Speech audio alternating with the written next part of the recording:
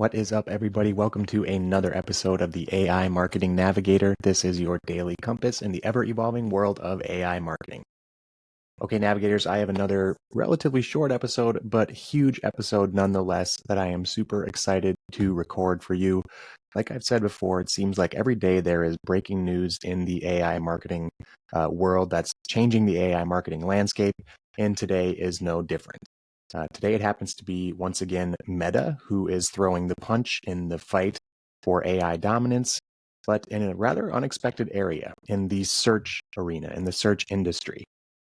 It's been reported that Meta is developing an AI-powered search engine.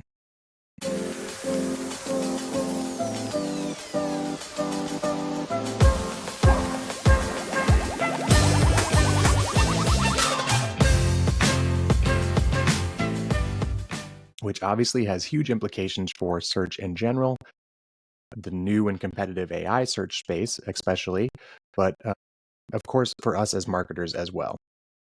It is thought that one of the main reasons that Meta is striking out on this endeavor to enter the search space and tackle competitors like Google and Microsoft with their search engines and Bing is to actually reduce their dependence and reliance on Google and Microsoft. Currently, Meta relies on both of them to provide news and data to users across their platforms.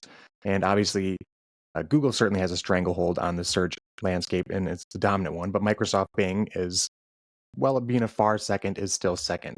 And so, again, Meta currently relies on them to provide a lot of the news and data to its users. So, reducing that reliance is certainly going to benefit Meta in the long run. And like I said, Meta currently relies on them to not only provide data and news and content to users across its social platforms, but most importantly, the users in its Meta AI tool, which is rapidly expanding as far as user adoption as well. Additionally, Meta is now taking on competitors in the specific AI search space like Perplexity and Google, again, who has definitely incorporated AI overviews into their search experience. We've been talking about AI overviews for quite a while now. In fact, they just expanded AI overviews to over 100 additional countries and languages.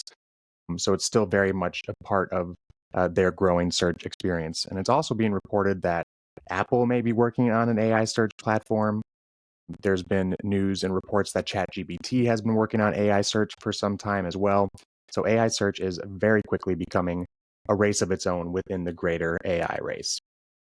And that AI search race is something that we've already talked about on the show before, in as much as it will affect SEO marketers or SEO specialists and just traditional keyword-based search engines in general. We've talked about how the search experience itself will change for the user, how it becomes much more conversational, and the fact that it uses and understands natural language and context is going to make the experience for the human user much smoother and much more powerful. And not only that, but the semantic and contextual understanding that a search engine gains when it has the power of these AI models behind it is incredibly impactful. For instance, Perplexity now has a reasoning capability within its AI search engine, making the results far more contextualized and relevant to what the user is actually researching or educating themselves on.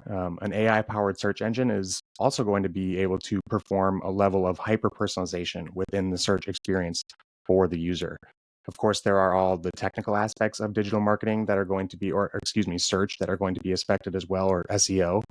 These AI search engines aren't going to be quite as simple as the traditional, again, searching for relevant keywords or other traditional markers or indicators for SEO bots or crawlers. We've already seen with the helpful content update within the Google search engine how much better search platforms are getting at truly understanding the content regarding its quality to the user and its relevance. And that's only going to increase as AI and reasoning in particular are introduced to search algorithms. So being able to tap into user intent and the context of what your users are searching for is only going to become more important, because that is what the AI is going to be so good at doing on behalf of the user. And so you'll need to be able to do it too. Another thing to consider is how this will provide a swell once again to voice search, because of the aspect of natural language and the ease of which humans can communicate now with these AI models using natural language.